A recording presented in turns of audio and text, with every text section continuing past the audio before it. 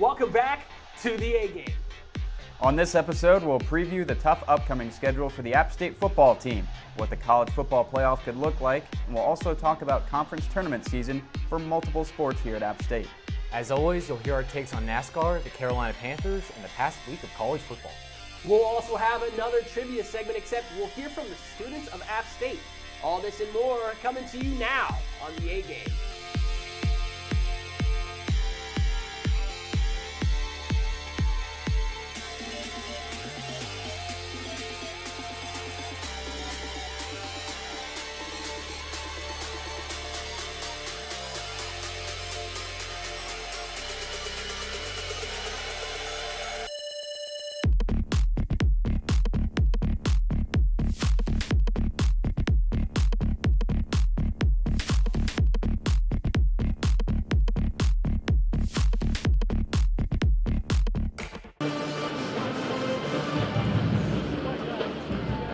Alrighty, guys, we're not going to waste any time talking about Robert Morris' 42-3 win. So let's talk about our upcoming road schedule. Come on, Jeff, lay it on us. What do you think?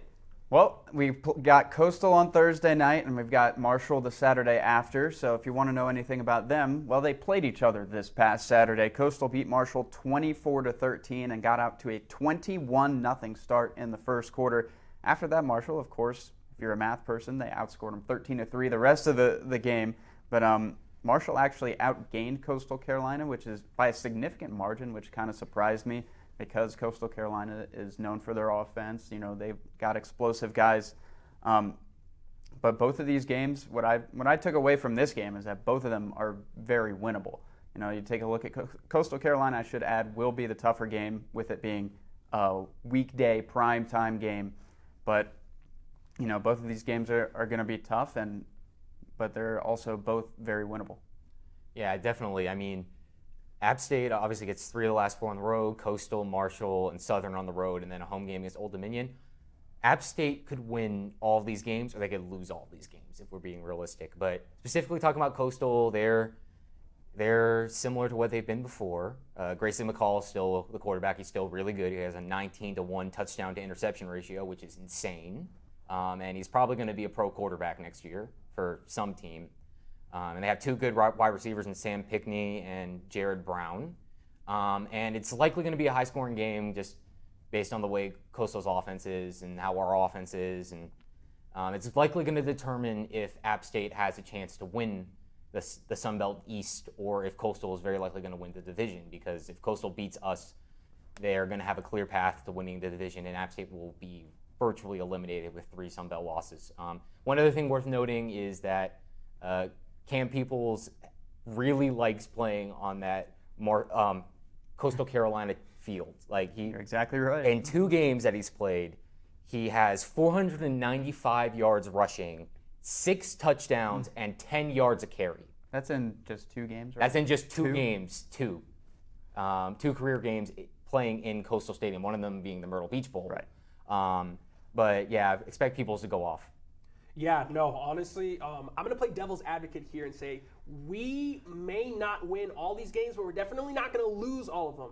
Coastal Carolina is currently 7-1 right now. They're 4-1 at home. They did have a questionable, maybe blowout loss to Old Dominion, though, where Blake Watson threw for 256 yards and 3 touchdowns, and Grayson McCall was 26 for 34, 358 yards and 3 touchdowns. I'm not sure if we can contain Grayson McCall with our defense and our secondary. Not a bad defense, but Grayson McCall is Grayson McCall. We just got to see it out. You said 19-1. I mean, looking at my stats here, you know who else has a 19-1 touchdown to interception ratio? Max Duggan, the quarterback for TCU. I mean, those are some pretty crazy numbers when you think about it. Marshall, I said this to Jeff on a previous show. I was like, I don't know if we're going to beat Marshall. Then I saw the Coastal versus Marshall game, and I'm like, we're going to beat Marshall. Yeah. They're 4-4. They're 2-2 at home. They're an easier foe, but they did beat Notre Dame and James Madison, but I think we win this game. Lastly, Georgia Southern. They're 5-3. They're 3-0 at home. And that's our next best chance at a road win, but they did beat number 25 JMU when they were ranked at the time. I think we come out of this beating Marshall and Georgia Southern. Coastal, we might need another Troy miracle. And speaking of miracles, what do you guys think the college football playoffs will look like? I mean, a lot of it is to be determined right now. Right now, if the season ended today, I'd probably put Georgia, Tennessee, Michigan and Ohio State in that order in the playoffs. But by the time we get to the actual final playoff rankings, those teams will all play each other and will very likely eliminate each other. But teams that could come in would probably be a TCU or a Clemson that I could see, assuming they both win out, I could see both of them making the playoffs. Or even if Alabama keeps winning, I could see them also getting in. I agree with Nick as the four that are going to be in the top four when we look at the rankings on Tuesday. We have 6 undefeated teams left, and those are the 4 most impressive. But as you mentioned, those teams are going to play each other. Tennessee and Georgia play each other this Saturday, which we'll get to later, and then Ohio State and Michigan play every year. I think one of the most important aspects of both of those games is that the winner not only gets a huge win for their resume, but they also virtually knock out their opponent from their conference championship game, which I think is very important because they measure conference championships very highly when they make the playoff. In my eyes, though, I still see a couple of tough games left for Clemson and TCU as well. They're in a good position to run the table and go undefeated.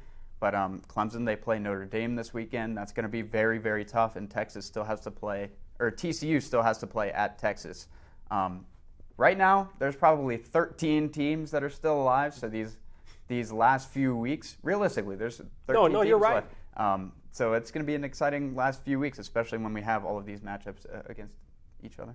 So I only recently got into college football, but for me, I think it's going to be Tennessee, Georgia, Ohio State, and TCU. Look, I like miracles. Kevin Garnett said it best. He said, anything is possible, and I'm betting on the Horned Frogs to be there in the playoff debate. Look, if Cincinnati can be there, Nick said this before he went on the air, they went undefeated, but if Cincinnati can get there, it's not hard to bet that TCU will get there as well. I know we're running a little short on time in this segment, but Max Duggan, 19-1 touchdown interception, 307 yards per game, 60 rushing yards per game. Quentin Johnson has scored in 3 straight games and averaging 153 yards per game. That's Gabe Davis pop-off numbers right there. I'm going to bet on those Horned Frogs. The other 3 are shoo-ins, but you know who I don't think makes it? Alabama. Don't go anywhere because after the break, we'll talk about tournament season for App State's fall sports with some interviews. Let's go! To a place where you can grow. A place to be heard. And take a closer look. A place where you can crush it. And push yourself. A place to find your voice. This place rocks. And rolls. A place where you can get out. Wow! A place you'll never forget. So where is this place? Let me show you.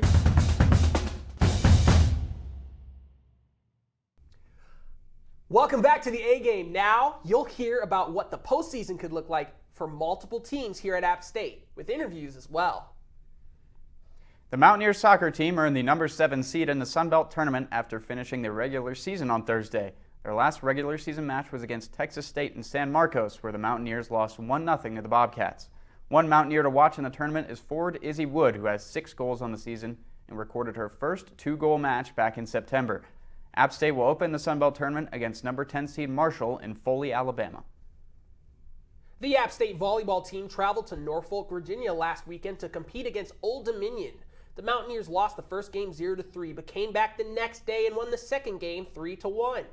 App led ODU in points 78-45 and in kills 58-38. Senior McCall Denny had a great weekend, earning 12 points on Friday and a double-double with 12 kills and 13 digs on Saturday. The team will be in Boone this weekend to host Georgia Southern on November 4th and 5th, and both games will be broadcast on ESPN+. The App State field hockey team finished their regular season on Sunday and secured a spot in the MAC Conference tournament as the number 3 seed. This will be their first appearance in the tournament since 2019 when they made it to the quarterfinals before falling to Miami of Ohio. Look out for Addie Clark and Grace Ball on defense and Sarah Farrell and Anna Smorelli on offense. The team will travel to Oxford, Ohio to compete in the MAC tournament on November 4th and 5th. Good luck to our Mountaineers, and now we'll hear from some of the field hockey players in an exclusive interview. This is a match I wasn't even sure I'd make it out of. But for these girls and this team, I want to know how they're feeling. Guys, 2 overtimes and a sliding goal for the win. I'm going to start with you, Anna. What happened? Just walk us through it. I'm just this ecstatic. we fought to the very end, and, you know, when I saw that ball coming from Freddie, I was like, this is time to put it in and end it, and, you know, I couldn't do it without her and, you know, all the effort from our team that we've just been putting in constantly, so it was a great overall team win. Freddie, you had a great assist to set up the goal by Anna. Just what was your thought process going into that? You know, this time I just saw the open woman and passed the ball to Anna, and I'm so glad she made it. You know, it's a great overtime win because last season we lost in an overtime win, and now we got the win back, so it's great. Coach, 2 overtimes of just non-stop intensity. Ball State had answers. You had an answer for them. Then they had an answer for you. But all the time on the sideline, you were like, come on, girls. Yes, you can.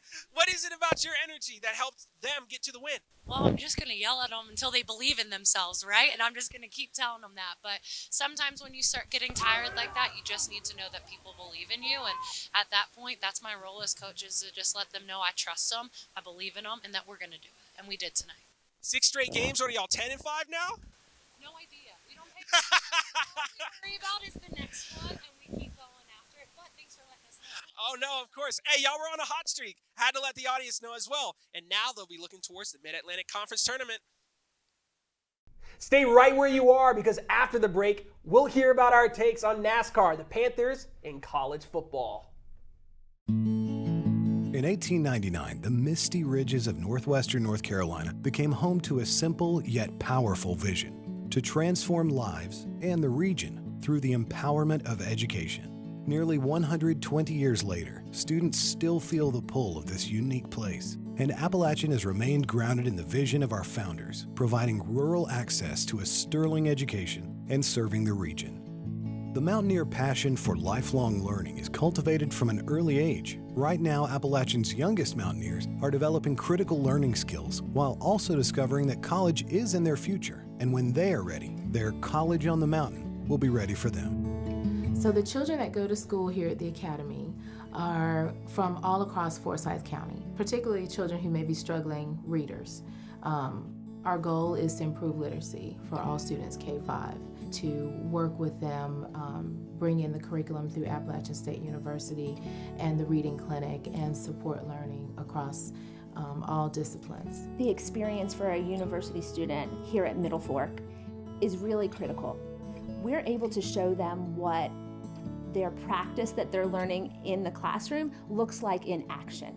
So now we have this community of learners that aren't just little kindergarten through 5th grade students, but we also have teachers who are learning together with them. And they really are building a community that the Academy is really proud to be a part of.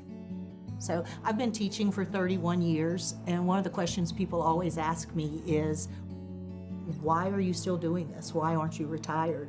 And my answer to them is, because we finally got it right. These children are getting to interact with university professors. They are now identifying with Appalachian. They're saying, that's my college. I'm going to go to that college on the mountain. And they're very excited about that. And so now, you know, these are children who could be first-generation college students. And they're already thinking about it and identifying as college students. I love being here. I love being at the Academy because this is like one of the best opportunities that a principal can have. I mean, the amount of support I've had as a principal, it's just overwhelming. And I just like being a voice for children and to be a partner with the parents and a partner, you know, on behalf of App State University. This is what I love doing, so I'm very thankful.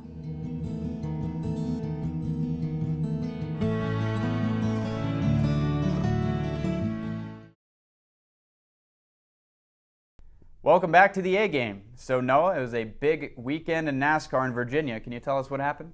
Can I tell y'all what happened? Of course I can. On social media, if you go on Twitter, it'll be a trending thing still the day after. We witnessed a NASCAR driver ride the wall around the track to clinch a spot in the NASCAR Championship playoffs. I'm telling you, we've all seen cars, or at least I hope we have. You remember Lightning McQueen drives on the wall? That is what happened. Ross Chastain of Trackhouse Racing, driving the #1 Chevrolet Camaro ZL1 for Pitbull's Trackhouse Racing, pulled off the most ridiculous move to make it to the Cup Championship in Phoenix next week, or this week at the time you're watching this video. Down 4 spots on the final lap.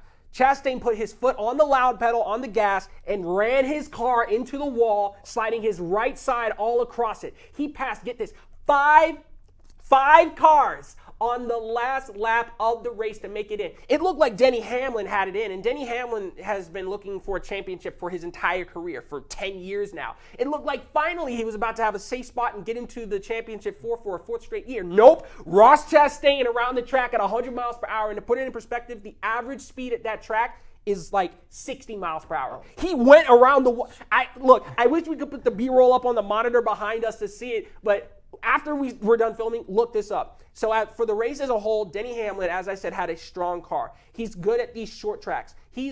Jimmy Johnson is Mr. Martinsville, but he's like Mr. Martinsville Jr., Denny Hamlin is. He could have won. He almost made it in had Ross Chastain, again, not been like a bullet or a missile and got around him at the very last second.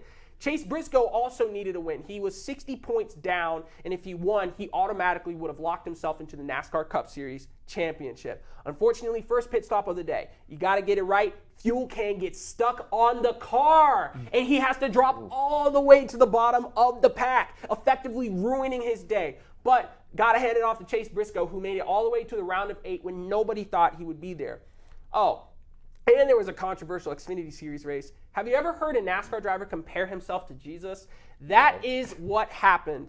Controversial statement. Ty Gibbs punted his teammate Brandon Jones out of the way to win the Xfinity Series race in Martinsville. Bumping and running is a big thing in NASCAR. You'll bump your teammate out. Well, no. You'll bump somebody out of the way to get the win. Maybe you'll bump your teammate out of the way to get the win. But not in this case. They both drive for Joe Gibbs Racing.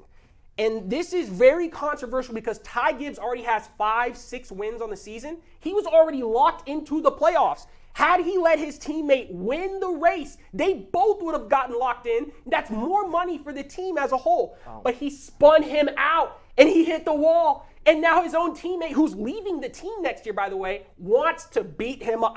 He didn't say this on TV, but I know Brandon Jones is out there like, I'm leaving this team. I'm about to punt this little Gibbs grandson. Here's the quote, guys.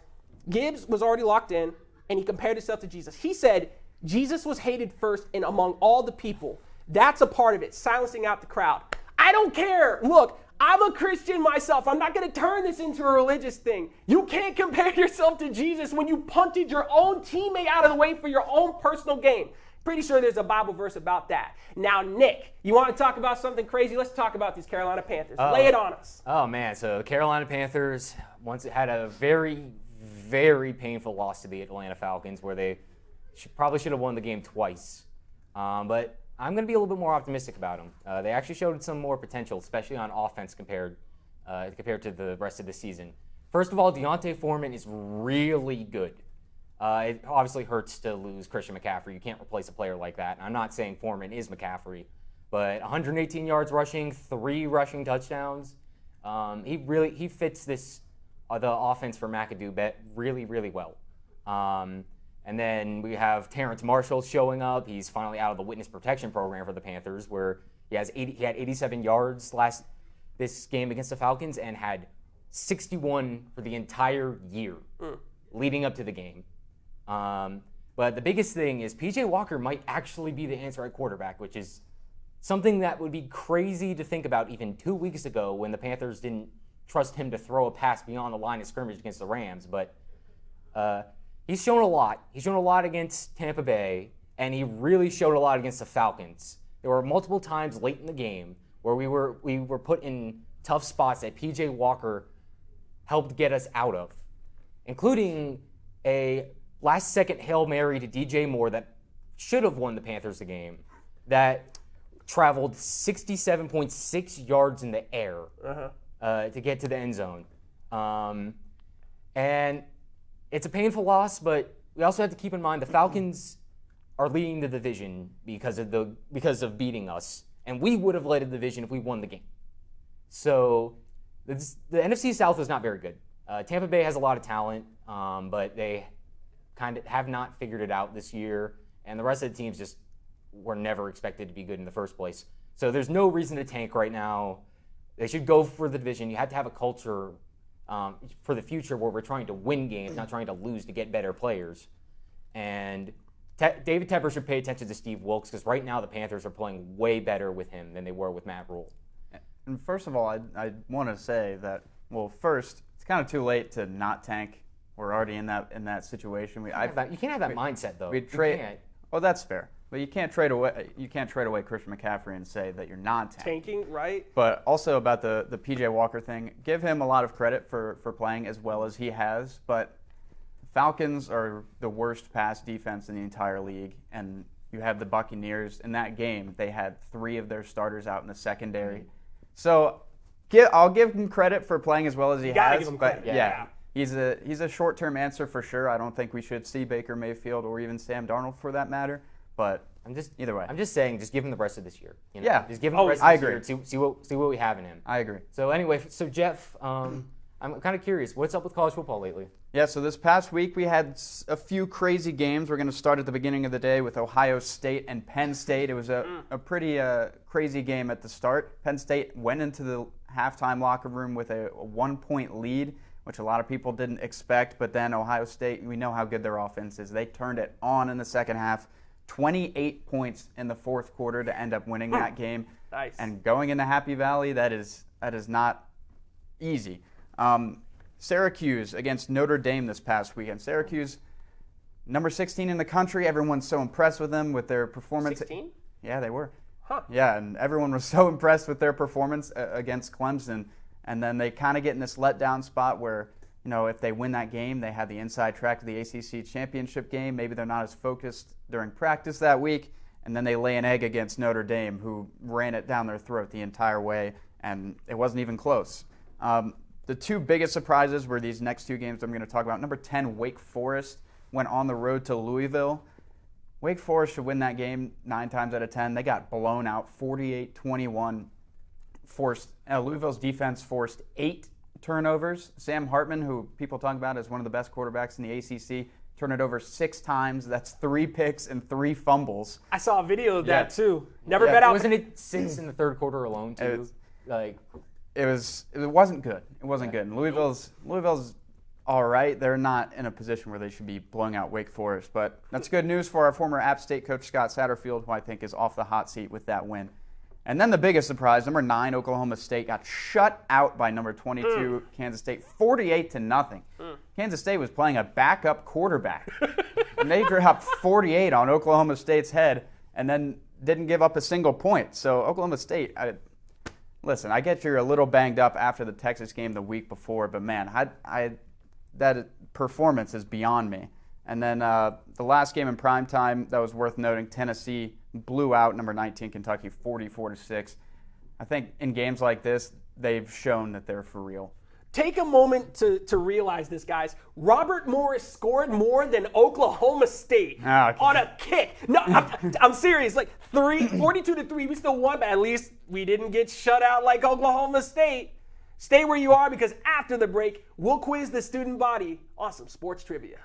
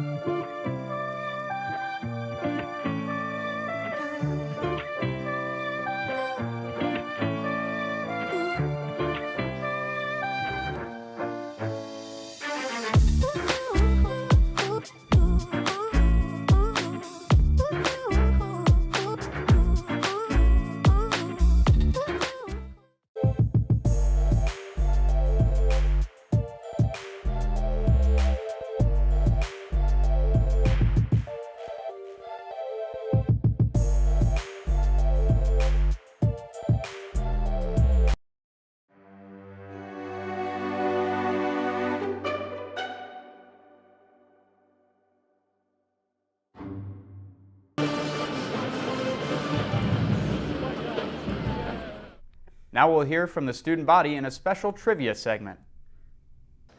Hi, I'm with Cassidy. Austin. Patrick. John. Carter. So the first question. In 1990, two Major League greats made baseball history by becoming the first father-son duo to hit back-to-back homers in an MLB game. Who are they? My boyfriend's going to be so disappointed in me. He plays baseball. I have no idea. Great question. Who are they? Is one Cal Ripken Jr.? King Griffey and King Griffey Jr.? That is correct. What is the diameter of a basketball hoop in inches? 14? Close. 18. Doing the calculations. Okay, 2 squared minus 4 plus 15. 16 inches. That's not even close. 32 inches. 20 inches. 14? 24 inches. 18. Oh, 16 was close. 10 inches. No. 18. How many states, not cities, have a professional sports team in the NBA, NHL, NFL, and MLB? 38? 12. 32. No. 34. No. 40. No. It's a low number. I'm going to say 18 states. The answer is 12. Besides the Buffalo Bills, what is the only other team in NFL history to lose all 4 of their Super Bowl appearances? I want to say the... oh, God. Cowboys? The Minnesota Vikings. Tennessee Titans. No. Cleveland Browns. No. I don't know. Minnesota Vikings. I'll go the Vikings. That is correct. During his NBA debut in 1984, what team did Michael Jordan defeat after his 16 points, 7 assists, 6 rebounds, 4 blocks, and 2 steals? I don't even know the name of an NBA team. NBA team. That sounds like my stat line. Detroit Pistons. No. The Timberwolves. No. Phoenix Suns. No. The Washington Bullets. I'll go Pacers. The Washington Bullets. Against what opposing team did Babe Ruth hit his first career home run? The Red Sox? The Yankees. The New York Yankees. That is correct. I'll go the Cubs. The New York Yankees. Finally, who was the first WNBA player to dunk in a playoff game? LeBron? Brittany Griner. Thank you. Wait, were you talking about women? Okay. Is it Griner? That is correct. Brittany Griner. That is correct. Oh, that's the only WNBA name I know. Thank you, guys. As always, thanks for tuning into this week's episode of the A Game, and make sure to keep following us for all your sports news. Make sure to follow us on Instagram and Twitter at The A Game Sports and to check out App TV on YouTube. On behalf of my co-hosts Jeff Marson and Nick Goodman and myself, have a great weekend.